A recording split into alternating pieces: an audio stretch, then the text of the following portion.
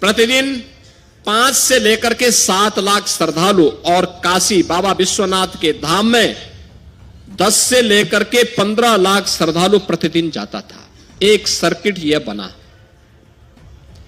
एक सर्किट बना अयोध्या धाम और गोरखपुर का। इस दौरान 7 लाख से लेकर के 12 लाख श्रद्धालु प्रतिदिन अयोध्या धाम गया और गोरखपुर में 1 जनवरी से लेकर के कल तक प्रतिदिन 2 लाख 2.5 लाख 2 लाख 2.5 लाख श्रद्धालु इस दौरान वहां जाता था।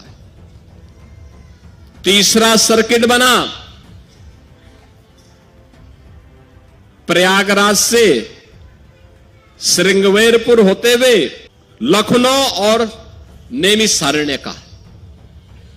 लाखों की संख्या में श्रद्धालुओं का जमावड़ा वहां रहा। चौथा सर्किट बना प्रयागराज से लालापुर, राजापुर और चित्रकूट का। और 5वां सर्किट बना प्रयागराज से बुंदेलखंड एक्सप्रेसवे पकड़ करके श्रद्धालु जन मथुरा, वृंदावन और सुख तीर्थ की यात्रा के लिए भी गए हैं, बड़ी संख्या में, लाखों की संख्या में। और मैंने जो कहा ना, आज ये पहले भी संभावना थी।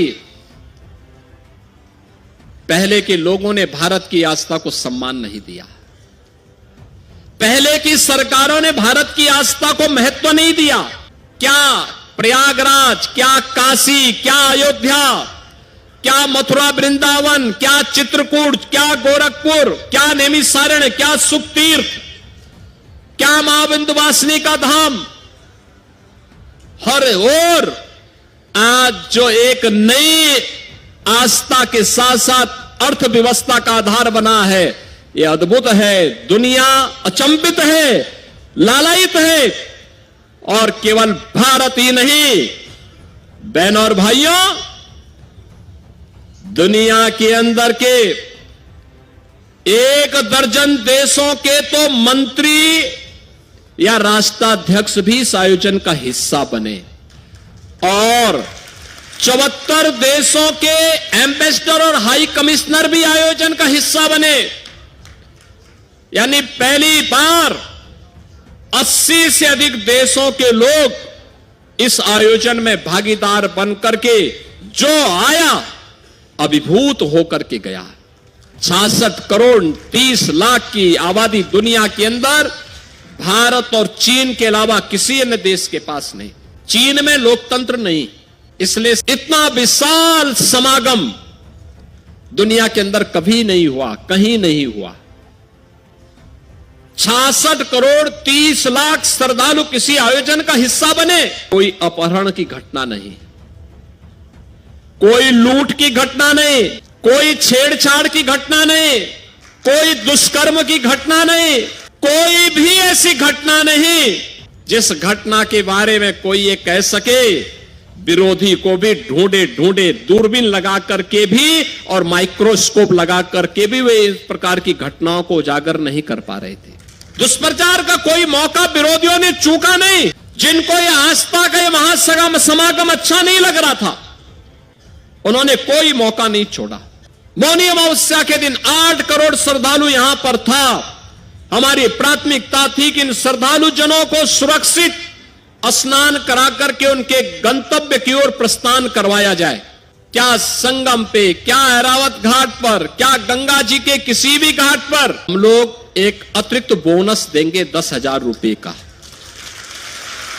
इस मेले के दौरान इन्होंने जो कार्य किया है।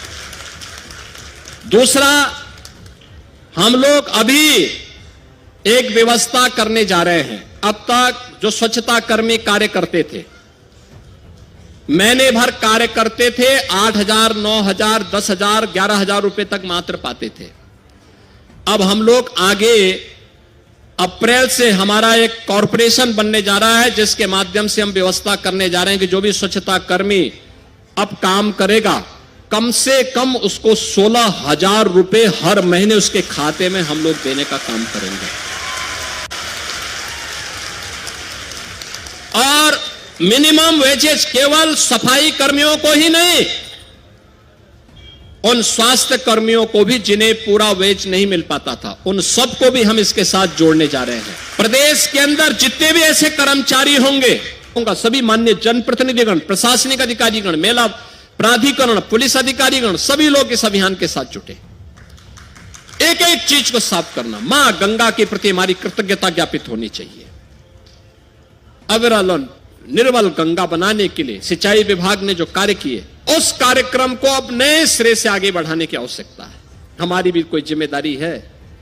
जो मां गंगा हम पे आशीर्वाद बरसा रही है, जो भगवान बेनी माधव की कृपा से इतना बड़ा आयोजन हुआ, भगवान अक्षय वट और हनुमान जी महाराज की कृपा से इतना बड़ा आयोजन संपन्न हुआ है, हमारी भी कोई जिम्मेदारी बनती है और अच्छे ढंग से। अब तक हमने श्रद्धालुओं के द्वारा कहीं पे कोई गंदगी पैदा की गई थी तो उस गंदगी को हमने स्वच्छ किया है, लेकिन अब शेष सामान के समेटने की कार्रवाई चल रही है। बहनों और भाइयों, महाकुंभ ने उत्तर प्रदेश के अंदर आध्यात्मिक टूरिज्म के कई सर्किट दे दिए। एक प्रयागराज से मां विंध्यवासिनी का धाम होते हुए काशी का,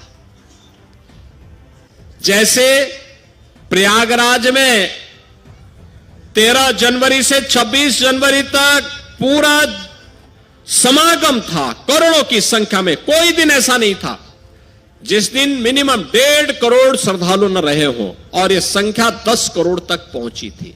ऐसे ही मां विंध्यवासिनी करके दिखाया है कि अगले कुंभ में भी वह आपके साथ यहां पे कुंभ में हिस्सेदारी बनने के लिए पूरी तत्परता के साथ काम करना चाहते हैं। बहनों और भाइयों, आज जब यहां पर इस कार्यक्रम का हिस्सा हम बन रहे हैं, मैं आप सबसे कुछ बातें कहना चाहूंगा, और वह यह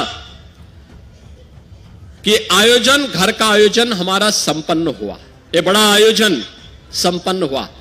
अब इस स्वच्छता को नए सिरे से प्रस्तुत करना, 66 करोड़ श्रद्धालु जहां आए हों, अभी भी आ रहे हैं, आज भी काफी बड़ी संख्या में लोग हैं,